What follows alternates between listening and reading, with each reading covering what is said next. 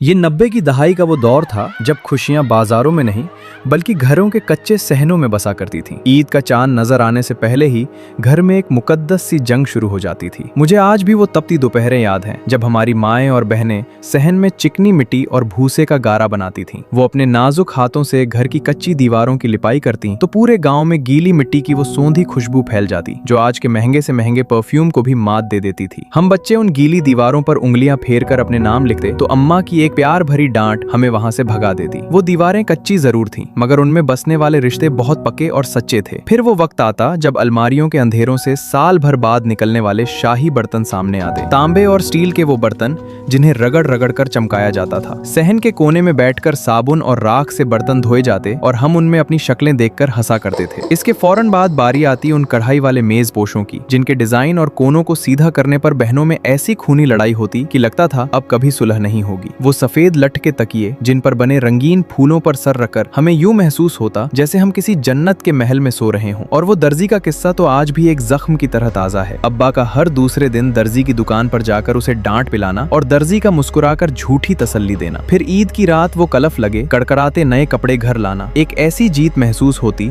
जैसे हमने कोई किला फतह कर लिया हो। हम उन नए कपड़ों को तकिए के नीचे छुपा कर सोते और रात भर कई बार जाकर ये चेक करते कि कहीं इस्त्री खराब तो नहीं हो गई। फिर आती ईद की वो सुबह जब गांव के सब बच्चे मिलकर मिट्टी के घरौंदे बनाते थे और लकड़ी के तख्तों पर बैठकर ईदी के वो कड़कड़ाते नोट गिनते थे। कोई पराया नहीं होता था, हर बड़े का हाथ शफकत से सर पर होता और हर घर से आती सिवैयों की खुशबू पूरे मोहल्ले को एक दस्तरख्वान बना देती थी। आज हमने मिट्टी के घर छोड़कर सीमेंट के सर्द महल तो बना लिए हैं, ब्रांडेड कपड़े भी पहन लिए हैं, मगर वो अपनापन और वो रूहानियत कहीं पीछे रह गई है। अब दीवारें पक्की हो गई हैं मगर दिल कच्चे हो गए हैं। अब ईद सिर्फ तस्वीरों और व्हाट्सएप स्टेटस तक महदूद होकर रह गई है। हम मिट्टी के घरों से निकलकर इन कंक्रीट के जंगलों में आ तो गए हैं मगर बहुत अकेले हो गए हैं। वो 90 की दहाई की ईदें भी अजीब थीं, जेबें खाली थीं मगर दिल भरे हुए थे, और आज जेबें भरी हैं मगर दिल खाली हैं।